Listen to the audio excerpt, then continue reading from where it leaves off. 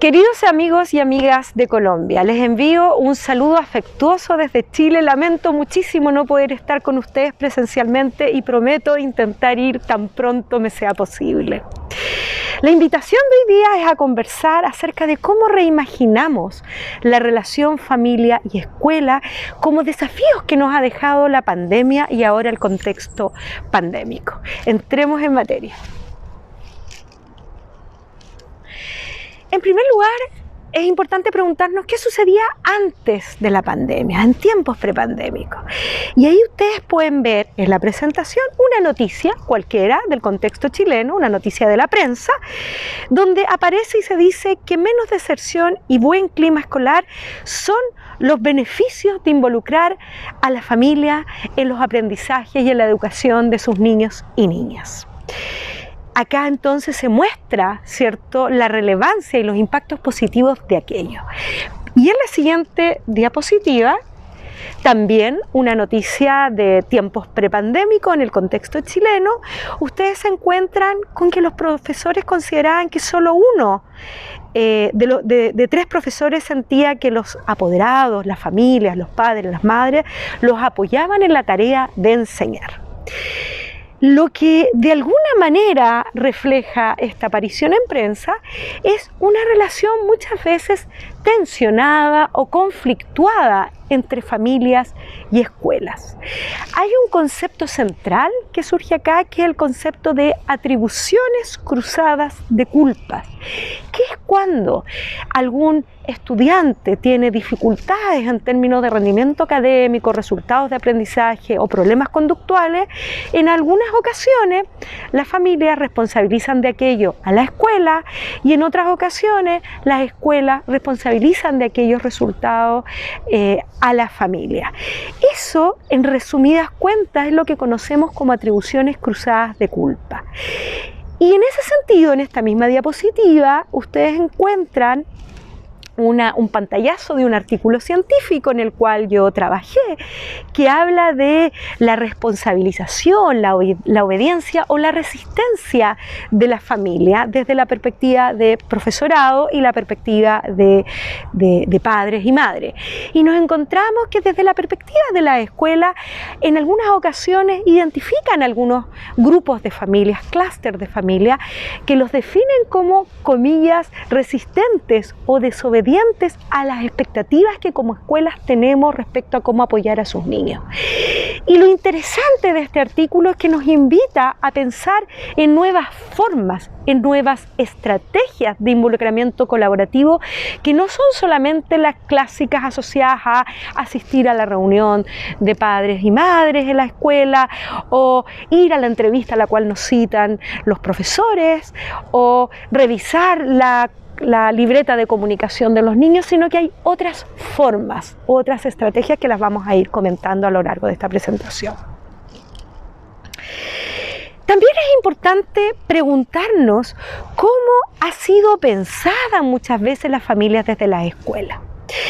Y ahí, en esta diapositiva, lo que a grandes rasgos se intenta mostrar es que muchas veces pensamos a las familias sin considerar los contextos históricos, políticos, sociales, ¿cierto? Y el cómo se van reconfigurando las familias. Las familias de la época de la Revolución Industrial son distintas a las familias que tenemos hoy en día.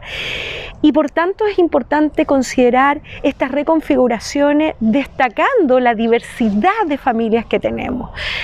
Hoy en día la familia tradicional única, ¿cierto? Con un papá, una mamá y sus hijos, y además con un papá proveedor desde el punto de vista económico y una madre que se mantiene en el hogar, ha desaparecido. Es un tipo de familia que encontramos, pero no es el único. Entonces, lo más probable es que ustedes se encuentren con algunas familias que tienen una sola mamá, ¿cierto?, al cuidado de sus niños, donde esa mamá además tiene que salir a trabajar con todas las tensiones que significa tratar de conciliar, ¿cierto?, las responsabilidades familiares y domésticas con las de trabajo, entre las cuales se encuentra, por supuesto, el apoyo en el proceso educativo. Entonces, todo aquello dice relación con las transformaciones a las cuales nos hemos visto enfrentados en Chile, en Colombia y en los distintos países de Latinoamérica, que reconocen diversidad de familias, por un lado, Por otro lado, cambio en los roles de género asociado a la inserción masiva de la mujer al trabajo.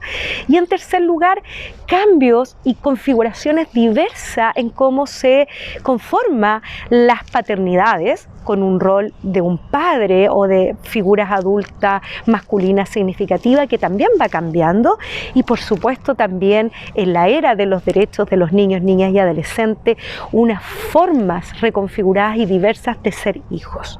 Por tanto, lo relevante acá es pensar que desde los contextos escolares también tenemos que responder con estrategias diversas para acoger a diversas familias. Ahora tenemos que preguntarnos también qué sucedió en tiempos de pandemia. En tiempos de pandemia, especialmente cuando los niños estuvimos y las familias estuvimos confinadas, ¿cierto? Nos preguntamos acerca de cómo se configuraba este vínculo entre familias, docentes, escuelas, estudiantes. Nos encontramos con muchos niños que tuvieron un largo tiempo estudiando desde sus hogares, y por tanto tuvimos la oportunidad de entender que detrás de la realidad de nuestros estudiantes había un factor familiar relevante. En ese sentido, creo que es importante reconocer que aprendimos a entender que la familia de nuestros estudiantes, por un lado, si bien pueden tener dificultades o barreras para apoyar el proceso de aprendizaje, también tienen fortalezas, ¿cierto? Esos son algunos de los aprendizajes que tuvimos en tiempos de pandemia. Por otro lado, entendimos que era necesario trabajar como socios estratégicos con la familia, y el vínculo familia-escuela puede transformarse en un vínculo virtuoso si es que uno considera, por ejemplo, aprendizaje en términos de que la familia y la escuela en el contexto de pandemia permitió entender, entregar herramientas en términos de contención, también entregar herramientas para que las familias aprendieran para después poder enseñarle a sus niños. También la escuela se constituyó en un espacio de información en términos de salud, en términos de educación y en todas las otras necesidades que tuvimos en ese momento, ¿cierto? Y también la escuela se conformó y se constituyó en un espacio en el cual se podían activar redes de apoyo de la protección social del territorio, ¿cierto? De los barrios, de los municipios, de las organizaciones locales, en términos, no solo en términos educativos, sino que de otros factores que son necesarios de manejar para poder asegurar las condiciones del aprendizaje. Estoy refiriéndome a las redes de salud, a las redes de protección de la niñez, entre otras. Acá yo les presento un libro muy interesante que se publicó hacia finales del año 2021, que lo que busca es pensar en reimaginar y reinventar la educación y la escuela en contexto post-pandémico, o sea, no solo en pandemia, sino que más allá.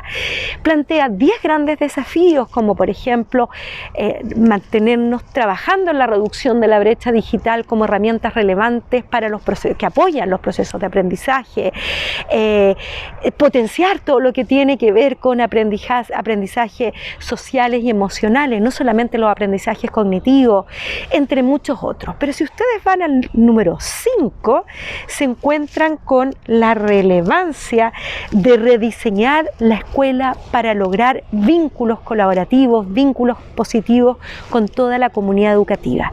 Y ahí adquiere un aspecto muy relevante el poder promover la participación, el involucramiento y la vinculación de la familia. Generamos nuevas estrategias. Por ejemplo, cuando uno piensa en la visita domiciliaria online a través del celular, ¿cierto? El poder pensar que uno puede hacer una visita domiciliaria. Yo como profesor puedo acercarme a la familia, entender qué es lo que está pasando, generar confianza, etc.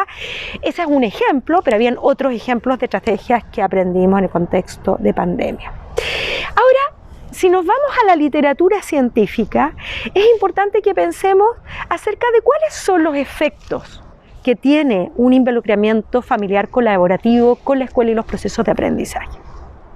La literatura científica nos muestra efectos positivos tanto para el estudiante como para la escuela completa. Respecto al estudiante, hay muchísima literatura, hay muchísimos artículos científicos que te muestran efectos en rendimiento académico, en resultados de aprendizaje, en pasar de curso, ¿cierto? Pasar de nivel educativo, en terminar la educación secundaria, en prevenir el ausentismo y la deserción escolar, entre otros aspectos. Desarrollo socioemocional integral, por supuesto, también. Desde el punto de vista de los efectos para la escuela, nos encontramos, por supuesto, con efectos positivos en términos de generar apego e identidad desde el estudiante y también desde la familia respecto a la escuela, también generación de un clima escolar adecuado, la posibilidad de habilitar, de potenciar las habilidades de madres, padres y apoderados. Ahí tengo que decir que está adquiriendo cada vez mayor relevancia, por ejemplo, la figura de las abuelas, ¿cierto? Como un componente central con efectos positivos en el contexto escolar completo. Ustedes acá se encuentran con un ejemplo de un artículo científico en el cual yo participé, en donde medimos los efectos de la intervención, del involucramiento familiar colaborativo en la escuela, en el caso de niños y niñas chilenas de segundo a cuarto básico, en el contexto de escuelas vulnerables, escuelas públicas mayoritariamente. Y se vio un efecto importante tanto en asistencia escolar, o sea, cuando habían familias más involucradas, eso tenía un efecto importante en asistencia escolar y también en rendimiento académico, en matemática y en lenguaje. Ahora he dicho varias veces la palabra relación colaborativa, involucramiento colaborativo entre familias y escuelas. En esta diapositiva lo que ustedes se encuentran es el desafío de avanzar desde estas estrategias o atribuciones cruzadas de culpa que expliqué hace un rato, avanzar hacia relación de generación de confianza y de vínculo virtuoso. Y para eso hay que considerar estos 4 componentes que ustedes ven en la diapositiva, ¿cierto? El poder el que haya voluntad de la comunidad educativa, el que sea un proceso y un trabajo asociativo, el que haya una disposición colaborativa de las familias respecto a la escuela. Esto es muy importante. Yo siempre les digo a las escuelas acá en Chile y en otros países que me ha tocado estar en Iberoamérica, lo primero que tenemos que hacer es potenciar en la cabeza de niños y adolescentes las figuras más relevantes en su vida, en su proceso de socialización.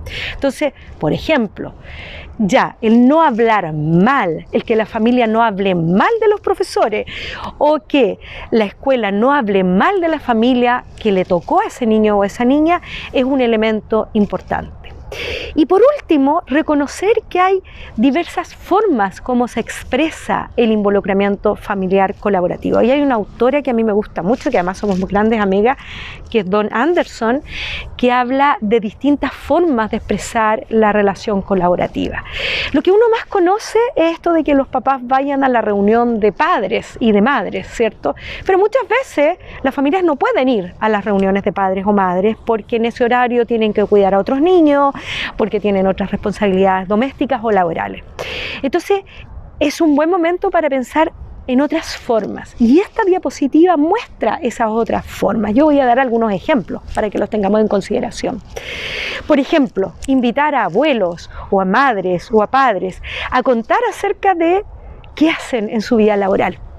Acá en Chile tenemos un programa que se llama, tenemos una fundación vinculada a la Presidencia de la República que se llama la Fundación Integra, que desde hace muchos años en la etapa preescolar invita a los abuelos, a las abuelas, a los padres y a los madres a contar sobre su experiencia. Yo que estoy acá en Chile, en la región de O'Higgins, que es una región rural de campo, la invitación sería a los padres que son campesinos a contar cómo trabajan la tierra. Los niños aprenden muchísimo, los padres se sienten muy orgullosos de poder colaborar, pero al mismo tiempo se genera identidad y un vínculo estrecho. La idea es que cada padre, cada madre o cada abuelo o cada adulto significativo de cada uno de los niños pueda tener la posibilidad de acercarse a la escuela. Después, por otro lado, tienes otras experiencias. Por supuesto, están los centros de padres y madres, ojalá centros de padres y madres en los cuales participen en programas de capacitación, por ejemplo, pero que estos programas de capacitación no estén liderados en manos de profesionales o de profesores, que estén apoyados y asesorados por padres y profesores, pero que sean liderados por monitores que sean padres y madres. La verdad es que eso genera un vínculo mucho más estrecho y posibilita el que otros padres quieran ir a estas charlas de centros de padres y madres, estas capacitaciones, cuando ven que el que hace la capacitación no solo es un profesor, un docente o un profesional, un trabajador social o un psicólogo, sino que son los mismos padres que actúan como monitores. Ahí tenemos otro ejemplo más. Otro ejemplo que a mí me ha tocado ver muchísimo en España, no en Chile, es la posibilidad de que ellos puedan participar en la toma de decisiones, ¿cierto? A través de comités de trabajo, por ejemplo, para mejorar, hermosear la escuela. Otras cosas que me han tocado ver en Chile es cómo en algunos casos se sitúan en mejorar el bienestar integral de los niños, ¿cierto? No necesariamente en apoyar el que puedan hacer una tarea, sino que el preocuparse, por ejemplo, de la alimentación. Entonces se los invita al casino, en escuelas públicas donde el Estado, el gobierno da alimentación, se los invita a probar la comida y a que esta comida sea más rica, más nutritiva y más atractiva también para los niños. Entonces, ahí ustedes tienen algunos ejemplos. Y en esta diapositiva se resumen algunas formas de expresar este involucramiento que no se limita a la asistencia a reunión de apoderado o esas cosas. Acá, la literatura científica resume algunos ejes, 5 ejes que nosotros deberíamos considerar para una estrategia colaborativa entre familias y escuelas. Por un lado, proveer a las familias con información, con herramientas. Las familias no sabemos, muchas veces nosotros no sabemos cómo ayudar a nuestros niños y por tanto un rol de asesoría es clave. En segundo lugar, la importancia de crear un ambiente acogedor, pero un ambiente acogedor que reconozca la diversidad de familias. Yo me acuerdo un ejemplo de un centro preescolar en Nueva York cuando estudiaba mi doctorado, en el cual hermosearon todas las paredes, los diarios, murales que ponían con cuestiones asociadas al fútbol norteamericano, ¿cierto? Al soccer. Y la intención que había detrás de eso era atraer a los padres o a las figuras masculinas a la escuela y que se sintieran acogidas porque se entregara información que podía ser de interés de ellos. Entonces ahí hay un ejemplo. En tercer lugar, es importante pensar en la colaboración con servicios comunitarios. Muchas veces las familias no pueden involucrarse en la tarea pedagógica, en apoyar la tarea pedagógica porque tienen otros problemas y por tanto se requiere derivarlos, ¿cierto?, a estas otras redes de apoyo. En tercer lugar, ofrecer oportunidades a las familias para que ellos puedan involucrarse en la toma de decisiones a través de encuestas, buzones. A veces uno pone un buzón donde ellos van poniendo papelitos con sugerencias para mejorar en las situaciones de la escuela, etc. Y en quinto lugar, muy importante, ¿qué hacemos con la comunicación? ¿Cómo nos comunicamos familia con escuela? Y ahí yo diría que hay que ser bien creativo porque estamos todo el día llenos de mensajes. Entonces, ¿qué cosa he visto que resultan? En Chile me tocó ver hace un tiempo atrás también un centro preescolar en el cual tenían una libreta de comunicaciones gigante, grande, ¿cierto? Y en esa libreta de comunicaciones siempre, a lo menos una vez en el año escolar, los profesores escribían de cada niño algo positivo. Entonces los padres lo único que querían era llegar a ver si el día que iban a buscar a sus niños al centro, su niño había sido reconocido con algo positivo que había hecho. Eso es algo, es entregar un mensaje positivo, usar las herramientas de comunicación para entregar un mensaje positivo. Hay otro ejemplo que me ha tocado ver acá en Chile que se llama Papinotas, en el cual a través de nuevo del celular se envía vía WhatsApp o mensaje de texto información positiva respecto a lo que sucedió a cada uno de los padres, madres respecto a sus respectivos niños. Ahí hay ejemplos interesantes. Luego en esta diapositiva ustedes ven otras experiencias que pueden encontrar en la literatura científica. Por ejemplo, te encuentras con experiencias asociadas a generar reuniones de trabajo en la cual van tomando decisiones padres, madres, junto a profesionales de la escuela en base a datos. Entonces, si tenemos problemas de asistencia en algún curso, se juntan estos actores y van tomando decisiones. Esa es la experiencia 1 y 2. La experiencia 3 se relaciona con esto de generar centros de padres, pero dándole mucho espacio para que ellos vayan tomando decisiones respecto a qué quieren hacer en estos centros de padres. Luego, la experiencia 4 es la figura de las visitas domiciliarias. Tradicionalmente las visitas domiciliarias, por lo menos en Chile y en otros países anglosajones y latinoamericanos, las hacen los trabajadores sociales. Pero acá en esta experiencia lo que se muestra es que esa visita domiciliaria la puede hacer el profesor. Y eso permite generar vínculo de confianza siempre y cuando la función de la visita sea esa y no sea ir a sancionar o a controlar. Por otro lado, tenemos la idea de las escuelas comunitarias. Esta escuela abierta a la comunidad, donde en los horarios donde no hay clases con los estudiantes, se puedan hacer actividades con las personas mayores, con otras redes. En el fondo, transformar la escuela en un espacio abierto. Y por último, acá tienen ustedes el programa Maestros Comunitarios, que es un programa que se ha desarrollado en el Uruguay y en Argentina, que es muy lindo, porque lo que hace es que junto al maestro o docente de aula hay un docente que apoya el trabajo de aula, pero en el barrio, en el territorio, en los hogares. Y por tanto el supuesto es hacer alfabetización no solo del estudiante, sino que de su familia y de su barrio. Es una experiencia muy bonita que me tocó conocer. Acá a ustedes les presento una plataforma informática que la pueden revisar en el link que aparece ahí en la presentación.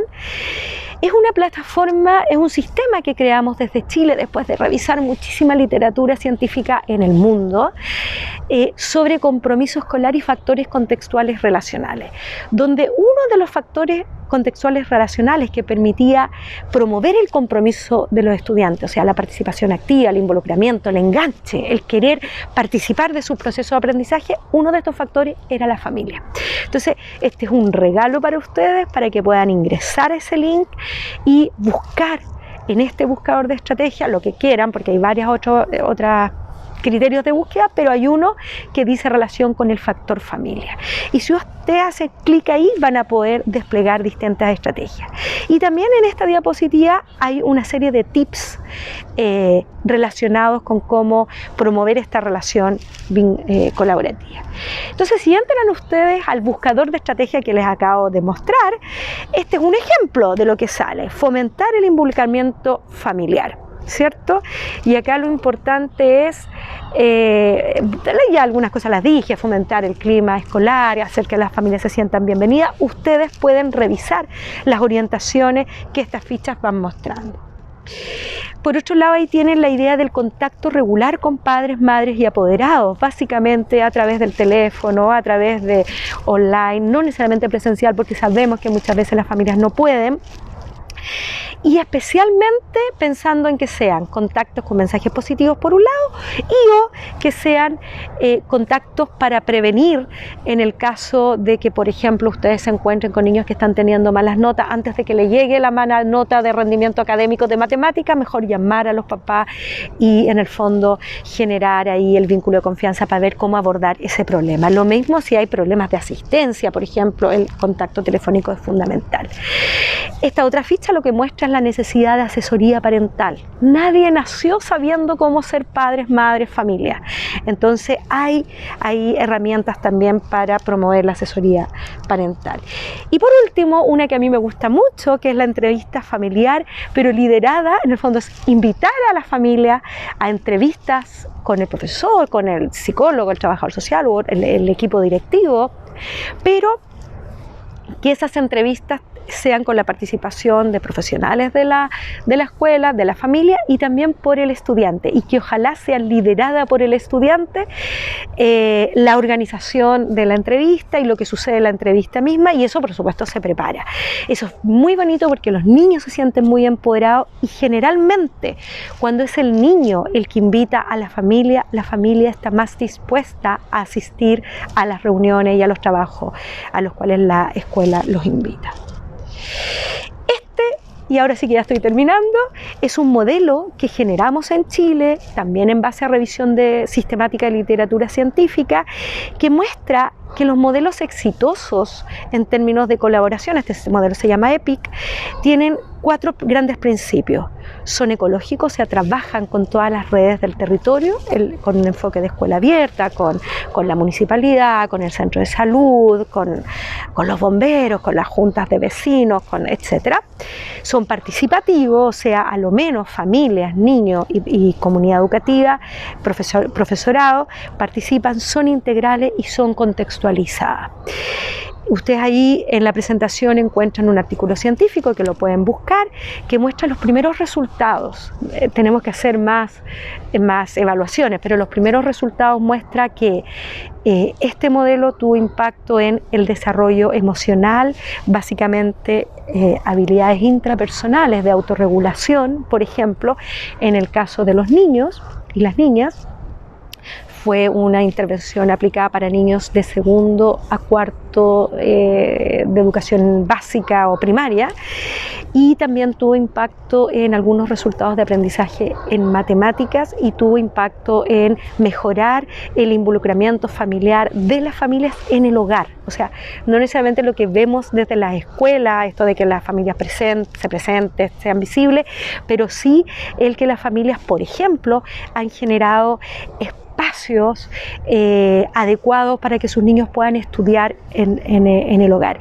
Y ahí es importante decir que las estrategias colaborativas desde el hogar no necesariamente son en apoyar en la tarea de matemática o de física. Si a mí me hubiesen pedido eso cuando mi hijo estaba en la educación secundaria, yo no tengo ninguna habilidad para poder hacerlo. Pero sí tengo otras habilidades, como generar un espacio adecuado, sin ruido, sin molestias, para que los niños puedan estudiar, ¿cierto? Y tener una disposición positiva respecto a la escuela. Entonces, en el fondo hay múltiples formas de cómo desde el hogar, y eso las familias también pueden apoyar, y eso muestra este artículo. Si ustedes quieren saber más de este tema, acá yo les presento 2 libros. Hay un libro que es sobre la vinculación familia-escuela, particularmente en Chile, y hay otro libro que habla sobre estrategias colaborativas entre familia y escuela en países de Iberoamérica. Entiendo, si mal no recuerdo, que también hay alguna experiencia de Colombia. Yo les pido que saquen sus celulares y tomen fotos de estos códigos QR para que puedan acceder a esta literatura. Muchísimas gracias. Espero que esta conferencia haya sido de utilidad, y espero muy honestamente que tengan una linda y productiva jornada. Y aprovecho, por último, muy importante, felicitar a los premiados del día de hoy con sus investigaciones y sus aportes en el contexto de promover el desarrollo de las familias en Colombia. Quedo atenta a poder aprender también de aquellas experiencias. Un abrazo cálido desde Chile.